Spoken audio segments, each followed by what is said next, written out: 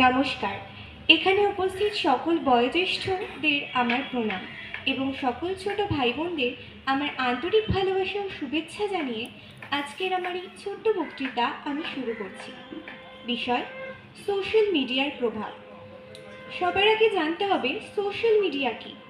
বর্তমান সমাজের অত্যাধুনিক এবং দ্রুত গুরুত্বপূর্ণ যোগাযোগ মাধ্যম হলো সোশ্যাল মিডিয়া।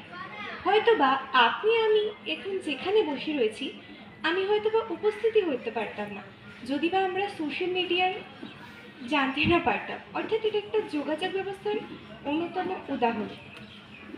আবার বর্তমান সমাজে এই সোশ্যাল মিডিয়া তার প্রভাব এতটাই বিস্তারিত করেছে তা হয়তো বা আমি 5 মিনিট বা 6 মিনিটে সম্পূর্ণটা ব্যাখ্যা করতে পারবো না। তবে কথা বলা দরকার যে যেমন এর নেতিবাচক দিক রয়েছে তেমনই রয়েছে ইতিবাচক দিকও, যার মধ্যে আমরা বলতে পারি বর্তমানে বেকারত্বের সংখ্যা এতটাই বেড়েছে যে অনেকে এই সোশ্যাল মিডিয়াটা তার জীবিকা নির্বাহের একটা পথ বানিয়েছে। ইউটিউব, ইনস্টাগ্রাম বিভিন্ন প্ল্যাটফর্মে সে তার প্রতিভার বিচ্ছুরণ ঘটিয়ে নিজেদের পরিবারে অন্ন জোগান করছে। হয়তোবা এখনকার সকল শিশুদের বাড়ির থেকে বেরিয়ে অনেকটা গিয়ে হয়তোবা টিউশন বা কিছু নেওয়া সম্ভব হয় না। সেক্ষেত্রেও আমাদের এই সোশ্যাল মিডিয়া তার প্রভাব রেখেছে।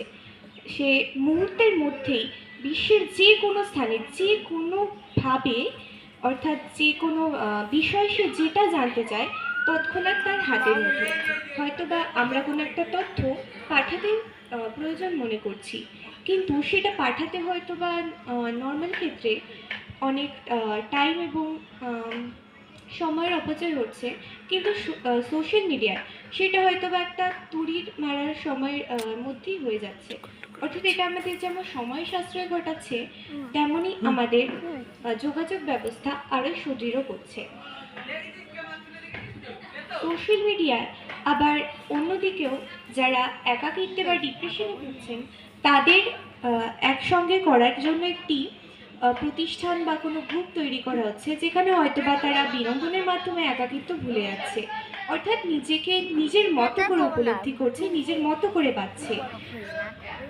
আবার এই সোশ্যাল মিডিয়া আমরা যতটা আপন করে নিচ্ছি ততটা করা উচিত, কিন্তু আমাদের নির্ধারণ করে নেওয়া উচিত একটা সীমা। হয়তোবা সেই সীমার ঊর্ধ্বে গিয়ে অনেকেই তার জীবনের মূল লক্ষ্য থেকে সরে এসেছে। অনেকেই আজ এই সোশ্যাল মিডিয়া আসক্ত হয়ে ভেঙে পড়েছে তার মূল লক্ষ্য থেকে। অর্থাৎ সোশ্যাল মিডিয়া শুধুমাত্র তার ভালো দিক দিয়ে বিচার করলেই হয় না, আমাদের সকলে আমরা কেমন ব্যবহার করছি সেটার উপরও অবশ্যই নির্ভর করে। আগামী প্রজন্ম কেমন হবে সেটা আমাদের হাতেই রয়েছে।